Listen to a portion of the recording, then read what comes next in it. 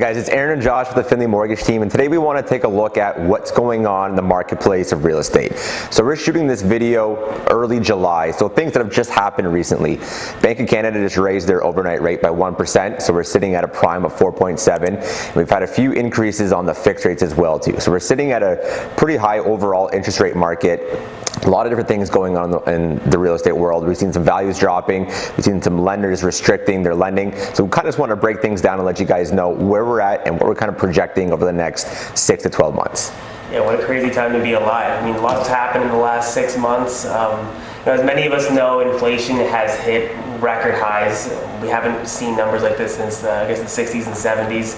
Last month, inflation came out at 7.7. The states actually just came out at 9.1% for their numbers. So obviously inflation is a big challenge right now. The Bank of Canada is trying to fix that and mitigate that by raising interest rates. Now that's happened a lot quicker than most of us ever thought it would. They just raised interest rates by 1%, which is, I guess, one of the largest interest rate hikes that they've done at one time before. So it shows that, I guess, our economy or our bank is decently concerned about the situation. And I think to say that the real estate investment community has been affected by this is an understatement. Right now we're seeing nothing move in the market. Well, at least from what I'm hearing, a lot of real estate isn't moving. This interest rate hike has caused a lot of questions from a lot of investors. A lot of new buyers are maybe waiting to see if there's another bottom that's coming. It's really interesting to see what's happening right now. But as you said, understanding how you can deal with this, what the lending situation is like, how you can navigate it, and moving forward is going to be the best options. So I think the first thing we should do is just take a quick step back and take a look at why are we in this high interest rate environment. Over the last 2.5 years, the government printed close to 30% of the money circulation in the market. This was due to programs and incentives that were put up by the government during the pandemic to help companies and individuals with their finances. This in turn has caused a high amount of inflation, and this rise in rates are really there to be able to try to stop money going into the market and stop spending and bring that inflation back down. I think it's safe to say that it has definitely done its job. I think the market that we were in about 3 or 4 months ago was moving at a pace that we've never seen before. I think to say that we were like a bus that hit a brick wall and just instantly stopped is an understatement. I think one day business was moving and the next day everything just ground to a halt. And investor sentiment has a lot to do with it. I think that the way in which the Bank of Canada has been moving is specific to stopping the market from moving, and they want to stop the velocity of money. That's the whole point of raising these interest rates, and I think that has had a direct trickle down effect into the lenders in our market as well. We're seeing a lot of ramifications of private lending, conventional lending, B lending, and how it's changing their market. From a conventional lending perspective, up until I guess a few days ago when the Bank of Canada made their 1% interest rate hike, it hadn't really affected qualification overall. Now, if you were qualifying on a fixed rate, you were qualifying a little bit higher than you would normally qualify for the benchmark rate, but most people were qualifying on a variable term, which if you're qualifying 2% above that was still 5.25. So it wasn't necessarily affecting qualification for home buyers. But now that it has, it's going to be interesting to see how that's going to affect the market, because a lot of new first-time home buyers are taking advantage of this market. They're trying to get in. A few months ago, people thought they'd never own a home, and now we're seeing 15-20% corrections in markets. A lot of these first-time home buyers are taking advantage of it. But conventional lenders, I think, are going to have to pivot and find solutions in this market, whether it's increasing amortization or CMHC allowing for different products and services to help new first-time home buyers get into markets. Yeah, I think up until the Bank of Canada raised their rates, if you were taking a look at, like you said, if you were qualifying for an insured mortgage, you were still close to that 5.25 with a variable. And even on the uninsured, I think you were qualifying at 5.35 or 5.3, which was just 5 basis points above the stress test. So when you're taking a look at the market, and we were seeing 20, even close to 30% depreciation in values in some markets, your buying power was almost up 20% just because of the market dropping and that stress test staying kind of the same. Now, this is always, based on your ability to be able to handle that variability in your rate if you are taking the variable rate, which is something you should speak to your mortgage broker about and make sure your ratios are in line. But up until then, there was a pretty significant increase in buying power for individuals. And it goes to show you that the pause in whatever we just saw, wasn't due to qualification. Like, a lot of people say, oh, interest rates are going up, people aren't buying anymore. That wasn't the case. It's all investor sentiment at this point. It's people are possibly fearful of what's about to come, they don't know what's happening.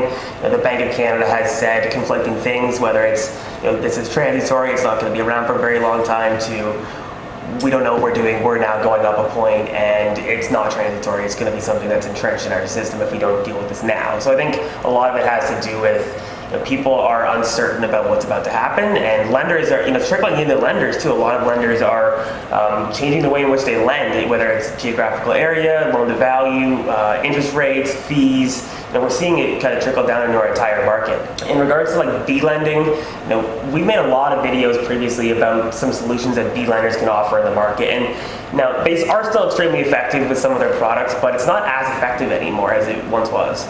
Yeah, with B rates, you're sitting right now for an owner-occupied mid to high fives. Rentals can get into that 6.5, even high sixes, depending on which lender you're at.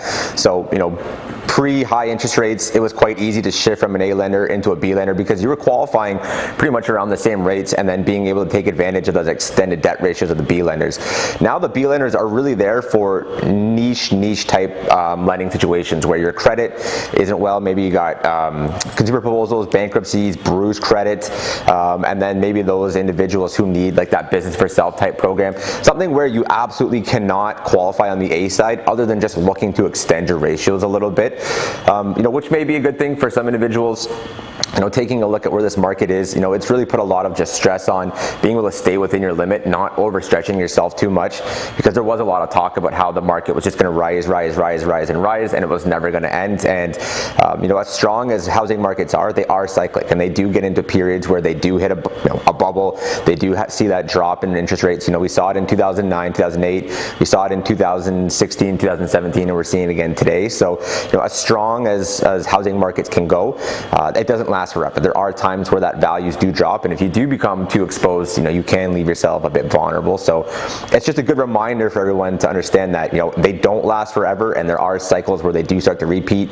Now they do go back up, ideally following that pattern, but just something to keep in mind. Yeah, and as cycle shifts, lenders start to shift, and you start to see their solutions in the market, or lenders start to protect their offerings to their investors until they can figure out either a normalcy in the market or a bottom in the market. And that's what we're seeing right now in the private markets, is that a lot of these mortgage investment corporations that are still lending, they've either stopped lending, they pause lending for a certain period of time, whether they've run out of capital or they're just waiting for prices to stabilize out. But we're seeing a lot those solutions that maybe if you weren't able to close, you could get 80% financing. That solution really isn't available for a lot of private options anymore. We're seeing reduced loan to values, increased mortgage rates, because a lot of these private lenders, what they do is they use very large lines of credit from the banks and larger institutions, and then they obviously add a percentage to it and they lend it out based off of their lending memorandum. So as their interest rates rise, the private interest rates also start to rise, which creates a floor. But those private solutions that if you need it in a pinch, aren't always there anymore, especially in secondary markets. Yeah, and one thing that we're starting to see too are situations where the buyer is selling their current primary residence for the down payment for new purchase. Some lenders are either not taking those deals at all just due to things not selling. We're seeing properties sit 40, 50 days, or they're dropping the loan to value to like 65%. They want you to have that capital to be come up with. They don't want to be stuck putting that commitment out and having to follow through with that and getting stuck in a situation where you can't sell your property, and now they're just kind of stuck in this weird situation.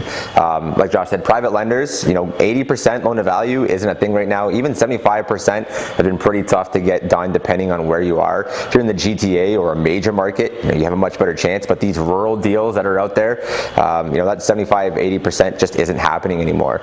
On the B side, we are seeing some lenders be a bit more reserved as well too. 80%, not as much there anymore as it was. 75% kind of seems to be the new 80, and then you're even 60 65 to 70% in some markets, especially if it's a more luxury type property. We're seeing a lot of higher end values just outside like the Windsor area. Seems to be the few deals that I'm seeing right now. These high 1.5, 1.4 million dollar properties. Lenders, first off, on the B side, have a little bit of an issue with going that high on the loans. They are a bit more picky, but a lot of them have just been at 65%, 75 or 70% loan to value because they know those values are rapidly following. They don't want to be stuck holding the bag on a luxury home that not everybody can afford, to purchase when it gets sold. Yeah, it's really interesting how these lenders are mitigating their risk. Obviously, loan to value, but also from like a value perspective. So, historically, what would happen is you get an appraisal, and if you're 60 days out, it's fine. But a lot of lenders are either having a second opinion on an appraisal if the appraisal is over a certain dollar value, whether it's like $1 million or 1.5, whatever it is. They're looking for a second opinion because values are dropping so fast. They want to ensure that they're not going to be underwater in their loan when they go to close. I've also heard that some of the larger banks are telling these larger corporations like NAS and Solidify that they're requiring comps within 30 days of being sold to verify the value of a property, which we haven't really seen before. So a lot of lenders understand that values are correcting, and they want to ensure that when they come to close, they're not going to be underwater on their loans. So if you're seeing reduced loan to value, or you're having a lender ask for a secondary opinion on your appraisal, don't be surprised, because it's definitely something, a way in which they're mitigating the risk at the moment. Yeah, and something, actually just talking to one of other private lenders the other day, one thing that he's looking at is not necessarily comps, but when did you sign the purchase agreement? If you signed the purchase agreement back in January, February, March, April, you were still in that more higher end market. But if you signed that in March and now you're closing in June, July, August, end of the year, even just that difference in timing of signing the purchase and closing, you might have signed when the property is worth that, but when you go to close, is the property worth that? So these are kind of the things that lenders look at, and especially on the private side, the private guys are much more sensitive to the market than what the A and the B lenders are going to be on the bank side. The private guys are going to be the first ones to pull back their loan to values, increase their rates, and be a lot more conservative, which you might actually think would be the opposite, is where the private lenders come out. No, the private lenders are going to be the first one to drop back. It's their own money, or it's their own investors' money, and they don't have the same safeguards that a big bank does when things do start to collapse. They're not going to get bailed out the same way that a Scotia or TD or RBC are going to be. So they are going to be a lot more reserved. Their loan is also based off of an equity perspective, whereas a bank is based off of also equity, but also the strength of the borrower as well. So if you're looking at a true equity lender and that equity is drastically being reduced and you can't find the bottom, they're going to be definitely more reserved when they're looking to give out a loan. For projecting what's going to happen in the next few months, we do expect the Bank of Canada to continue to raise overnight lending rate. They do have a benchmark rate of 3% that they intend on hitting probably by the end of the summer, early fall. When that happens, we're going to see, I guess, if the inflation numbers in our country have gone down. If they have, that's obviously a good sign. We're hoping things start to stabilize out. There are a lot of lenders who are looking right now at solutions in the market. So some of the larger mortgage investment corporations have paused, but they're looking to create some options and solutions for the new lending landscape. Some credit unions have increased their amortization on larger buildings to allow for debt servicing requirements. I am hearing that some of the larger big banks are looking at offering extended amortizations that we've never seen in our lifetime, 40, 50-year amortizations depending on the type of loans. So understand that the banks are for-profit organizations. They do want to lend money to good borrowers on good properties. Now, can we find the bottom in a market? I think that's what everybody's waiting for, and we're just going to have to wait and see what happens. Yeah, I think from the few lenders that I've talked to in terms of projecting how long are we going to be in this interest rate market, sounds about a year to a year and a half, and I mean, really it is all just an estimate right now. There is no one who's predicting the future, but we have to take a look from a larger scale and how much can the economy actually handle in terms of high interest rates. The government has debt. There's a lot of things that come into factoring into this. It really does, and the sentiment has been that we are trying to create a bit of a man-made recession. Recessions are can be put into place to help cool that inflationary spending and trying to keep that inflation down. And these rise of interest rates are really just trying to create a bit of a cushion so that when we get into the middle of the recession, we have that ability to drop these rates to be able to help with the market. So I think really we're just trying to create a little bit of padding and some margin here, and expect expectations seem to be about the next year and a half of these rates? Yeah, and I think it's important to understand this isn't isolated. We're not alone. This is a global issue that all major countries are dealing with. China, the United States, Canada, most first world countries. So understanding that this isn't an isolated incident, and the larger federal banks are working on finding solutions to this. I do believe that obviously our smaller institutions are going to find opportunities in the market and solutions in the market. So if you're a real estate investor, a lot of our investors are looking at keeping dry powder right now or waiting for an opportunity to buy. We are seeing the amount of investors who were aggressively buying kind of pulling back a little bit to wait for these opportunities. I think single family, multifamily, development, all these things, there's going to be some great opportunity in markets moving forward. So, if you guys have any questions about what's happening in the market, some solutions or products that we spoke about today, or specific questions to your deals, feel free to reach out to Ehren or myself. We're always happy to discuss what options are in the market. If you guys enjoyed this content today, please click the subscribe button, click the like button. It really helps with the algorithm. If you don't follow us on Instagram, we'd really appreciate if you followed us on Instagram, the Canadian Real Estate Channel, and the Findlay Mortgage Team. If you guys are looking to contact either one of us, our contact information is going to be down below. Again, hit that like button, hit the subscribe button. It really helps us out to create more content for you. Beep, beep.